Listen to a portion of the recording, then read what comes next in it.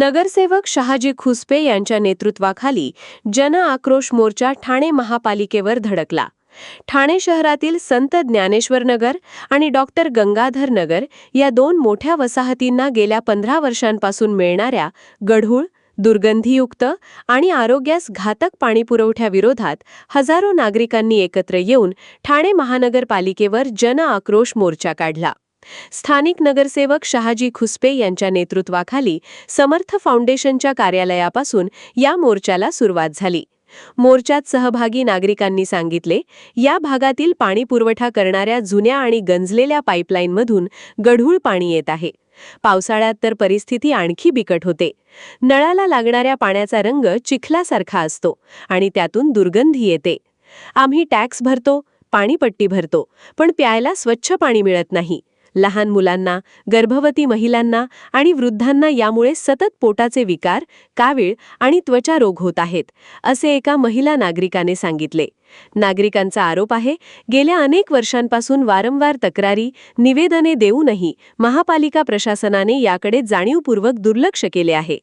गढूळ व दूषित पाणी पुरवठ्याच्या निषेधार्थ प्रशासनाला जागे करण्यासाठी हा तोहीर व जन आक्रोश मोर्चा अशा आशयाचा मोठा पांढरा बॅनर मोर्चाचे मुख्य आकर्षण होते। त्यावर निळ्या रंगाने पाण्याचे थेंब काढले होते। हातात 15 वर्षांपासून गढूळ पाणी पुरवठा बंद करा, स्वच्छ पाणी हा आमचा हक्क आहे, आमची एकच मागणी, प्रत्येक घरापर्यंत स्वच्छ पाणी, असे गुलाबी, पिवळे आणि पांढरे फलक घेऊन महिला, पुरुष, ज्येष्ठ नागरिक आणि तरुण मोठ्या संख्येने सहभागी झाले होते।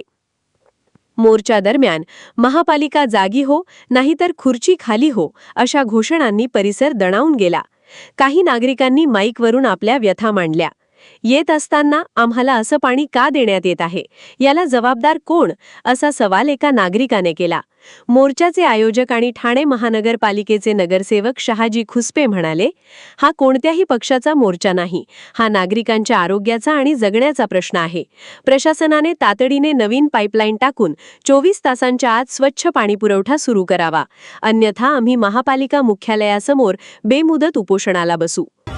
तुम्हा सगळ्यांना ऐकून आश्चर्य वाटेल, मागील 25 वर्षापासून संत ज्ञानेश्वर नगर, डॉक्टर गंगाधर नगर आणि प्रभाग क्रमांक 13 गढूळ पाणी पित आहेत। ह्या गोष्टीची प्रशासनाला तर काडीची लाच सुद्धा राहिलेली नाही। वारंवार पत्र व्यवहार करूनही त्याला केराची टोपली दाखवण्यात आली। शेवटी नाईलाज असतो आज हा ठाणे महानगरपालिकेवरती मोर्चा काढण्यात आलेला आहे। या प्रभागात 5-5 टर्म धुरंधर नगरसेवक निवडून आलेले होते। काय करत होते? झोपा काढत होते का? 25 वर्ष एखादा प्रश्न सोडवण्यासाठी लागतातच कसे? ही सर्वस्वी जबाबदारी ह्या मागील 25 वर्ष जे स्थानिक लोकप्रतिनिधी होते यांची जबाबदारी आणि त्यांचा हा निष्क्रियता आहे। जनता दरबार घेणाऱ्यांनी त्यांच्या प्रभागातले प्रश्न सोडवा, नंतर जनता दरबार घ्या। त्यांच्याबद्दल मला जास्त काय बोलायचं नाही। शिंदे साहेबांच्या जर कानावर ही गोष्ट असती तर शिंदे साहेबांना हा प्रश्न सोडवण्यासाठी मोजून 15 मिनिटं लागली असती। स्थानिक लोकप्रतिनिधींचं हे अपयश आहे। त्यांनी साहेबांच्या कानावर ही गोष्ट टाकायला पाहिजे होती, साहेब या आमच्या विभागात गढूळ पाणी येते, हे थोडंसं या गोष्टीत लक्ष द्या।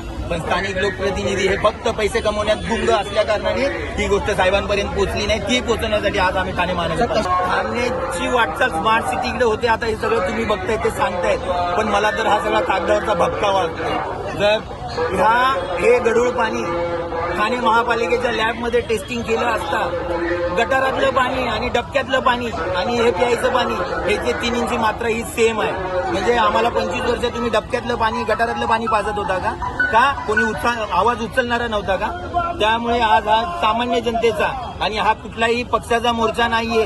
हा मोर्चा संत ज्ञानेश्वर नगर, डॉक्टर गंगाधर नगर आणि प्रभाग क्रमांक 13 मध्ये सर्वसामान्य लोक जी पाण्याने त्रासलेली आहेत, त्या त्रासलेल्या लोकांचा मोर्चा आहे। मोर्चा टीएमसी मुख्यालयात पोहोचल्यानंतर आयोजकांच्या शिष्टमंडळाने अतिरिक्त आयुक्तांना निवेदन दिले। निवेदनात 8 दिवसांच्या आत संत ज्ञानेश्वर नगर आणि डॉक्टर गंगाधर नगरसाठी स्वतंत्र आणि नवीन पाईपलाईन टाकणे, पाण्याची गुणवत्ता तपासून अहवाल सार्वजनिक करणे, गढूळ पाण्यामुळे झालेल्या आजारांसाठी आरोग्य शिबिर भरणे या मागण्या करण्यात आल्या आहेत। 8 दिवसात ठोस कार्यवाही न झाल्यास संपूर्ण ठाणे बंद आणि बेमुदत धरणे आंदोलन छेडण्याचा इशारा मोर्चाच्या वतीने देण्यात आला आहे। या घटनेमुळे ठाणे शहरातील पाणी पुरवठ्याचा प्रश्न पुन्हा एकदा ऐरणीवर आला आहे। आता महापालिका प्रशासन यावर काय तोडगा काढते याकडे सर्वांचे लक्ष लागले आहे। ब्युरो रिपोर्ट, जनादेश। आपली माणसं आपला देश पाहत रहा जनादेश.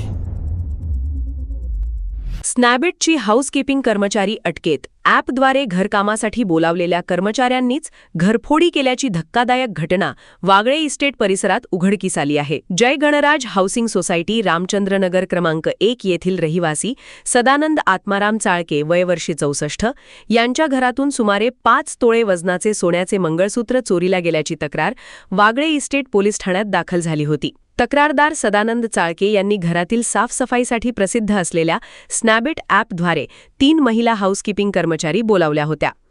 काम आटोपल्यानंतर काही वेळाने त्यांच्या लक्षात आले की कपाटात ठेवलेले 5 तोळ्यांचे सोन्याचे मंगळसूत्र गायब आहे. या प्रकरणी चाळके यांनी वागळे इस्टेट पोलीस ठाण्यात तक्रार नोंदवली. पोलिसांनी तातडीने तपास सुरू केला. वागळे इस्टेट पोलिसांनी स्नॅबिट ॲपद्वारे आलेल्या 3ही महिला कर्मचाऱ्यांची स्वतंत्रपणे कसून चौकशी केली. चौकशी दरम्यान पोलिसांच्या संशयाची सुई रोशनी किशोर जगताप वयवर्षे 22 राहणार आदर्श चाळ रोड क्रमांक 21 साठेनगर वागळे इस्टेट ठाणे हिच्यावर गेली. कडक चौकशीनंतर रोशनीने मंगळसूत्र चोरल्याची कबुली दिली. त्यानंतर पोलिसांनी दिनांक 8 जुलै 2026 रोजी तिला अटक केली. तिच्याकडून चोरीला गेलेले संपूर्ण सोन्याचे मंगळसूत्र जप्त करण्यात आले आहे, अशी माहिती वरिष्ठ पोलीस निरीक्षक अशोक उतेकर वागळे इस्टेट पोलीस ठाणे यांनी दिली. पुढील तपास वागळे इस्टेट पोलीस करत आहेत. या घटनेनंतर ॲपद्वारे घरकामासाठी येणाऱ्या कर्मचाऱ्यांच्या पडताळणीवर प्रश्नचिन्ह उपस्थित झाले आहे. ब्युरो रिपोर्ट जनादेश. आपली माणसं आपला देश पाहत रहा जनादेश. सर्व नागरिकांना आवाहन करण्यात येत आहे की सध्या डासांमार्फत पसरणाऱ्या डेंग्यू या आजाराचा प्रसार रोखण्यासाठी प्रत्येकाने पुढीलप्रमाणे कार्यवाही करावी. डेंग्यू आजार एडिस इजिप्ती हा डास चावल्याने होतो. या डासांची पैदास साचलेल्या किंवा साचवलेल्या स्वच्छ पाण्यामध्ये होते. 8 दिवसांपेक्षा जास्त दिवस पाणी उघडे व साचून राहिल्यास त्यात डास अंडी घालतात. अंड्यांच्या अळ्या तयार होऊन पुढे डास तयार होतात. यासाठी आपल्या घरातील पाणीसाठे उदाहरणार्थ बॅरल्स, पिंपे, टाक्या, हौद, रांजणे इत्यादी दर आठवड्याला रिकामे करून घासून पुसून कोरडे करून पुन्हा भरावे. 1 दिवस कोरडा दिवस म्हणून पाळावा. पाणी साठ्यांना घट्ट झाकणे बसवावीत किंवा जुनी साडी, चादर, धोतर यांनी बांधून झाकून ठेवावीत, म्हणजे डास त्यात जाऊन अंडी घालणार नाहीत. घराच्या गच्चीवर, आजूबाजूला, अंगणात कोठेही पाणी साचू देऊ नये. भंगार सामान उघड्यावर टाकू नये. उदाहरणार्थ टायर्स, प्लास्टिक सामान, कुंड्या, टाकाऊ वस्तू इत्यादी. अशा सामानात पावसाचे पाणी साठून त्यात डेंग्यूच्या डासांची पैदास होते. घरातील कूलर्स, फ्रीजच्या पाठीमागील ट्रे हे देखील वेळोवेळी कोरडे करावेत. लक्षात ठेवा, नुसत्या फवारणीने डास घनता कमी होत नाही, तर त्यासाठी डास पैदास ठिकाणे नष्ट करणे ही आपल्या सर्वांची जबाबदारी आहे. कोणताही ताप अंगावर न काढता जवळच्या शासकीय रुग्णालयात मोफत औषधोपचार घ्या. अशा प्रकारे नागरिकांनी सहकार्य केल्यास डेंग्यूचा प्रसार रोखणे सहज शक्य आहे.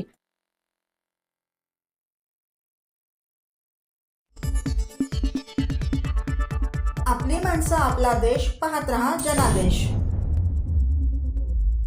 सहाय्यक आयुक्त शिवप्रसाद नागरगोजे यांच्या निलंबनाची ॲडव्होकेट रोहिदास मुंडे यांची आयुक्तांकडे मागणी. दिवा परिसरात मोठ्या प्रमाणावर सुरू असलेल्या अनधिकृत बांधकामांवर वारंवार लेखी तक्रारी करूनही कोणतीही ठोस कारवाई होत नसल्याचा आरोप करत उद्धव बाळासाहेब ठाकरे पक्षाचे उपजिल्हाप्रमुख ॲडव्होकेट रोहिदास मुंडे यांनी ठाणे महानगरपालिकेच्या आयुक्तांकडे निवेदन सादर केले आहे. या निवेदनात दिवा प्रभाग समितीचे सहाय्यक आयुक्त शिवप्रसाद नागरगोजे यांना तात्काळ निलंबित करून त्यांच्या कार्यपद्धतीची उच्चस्तरीय चौकशी करण्याची मागणी करण्यात आली आहे. ॲडव्होकेट रोहिदास मुंडे यांनी दिलेल्या निवेदनानुसार दिवा परिसरातील अनेक अनधिकृत बांधकामांबाबत वेळोवेळी लेखी तक्रारी करण्यात आल्या, मात्र संबंधित प्रशासनाने प्रभावी कारवाई न केल्याने नागरिकांमध्ये तीव्र नाराजी निर्माण झाली आहे. या प्रकरणात संबंधित अधिकाऱ्यांच्या भूमिकेबाबत सखोल चौकशी होणे आवश्यक असल्याचे त्यांनी म्हटले आहे. अनधिकृत बांधकामांमुळे शहर नियोजन, नागरिकांची सुरक्षितता आणि महानगरपालिकेच्या नियमांची पायमल्ली होत असल्याचा आरोपही निवेदनात करण्यात आला आहे. त्यामुळे दिव्यातील सर्व अनधिकृत बांधकामांवर तातडीने कारवाई करून दोषी अधिकारी व संबंधितांवर कठोर प्रशासकीय आणि कायदेशीर कारवाई करण्यात यावी अशी मागणी उद्धव बाळासाहेब ठाकरे पक्षाचे उपजिल्हाप्रमुख ॲडव्होकेट रोहिदास मुंडे यांनी केली आहे. याचबरोबर वारंवार तक्रारी करूनही कारवाईत करण्यात आलेल्या कथित निष्काळजीपणाची निष्पक्ष चौकशी करून चौकशी पूर्ण होईपर्यंत सहाय्यक आयुक्त शिवप्रसाद नागरगोजे यांना निलंबित करण्यात यावे अशी मागणीही त्यांनी आयुक्तांकडे केली आहे. या मागणीमुळे दिव्यातील अनधिकृत बांधकामांचा प्रश्न पुन्हा एकदा ऐरणीवर आला असून महानगरपालिका प्रशासन यावर काय भूमिका घेते याकडे नागरिकांचे लक्ष लागले आहे. ब्युरो रिपोर्ट, जनादेश.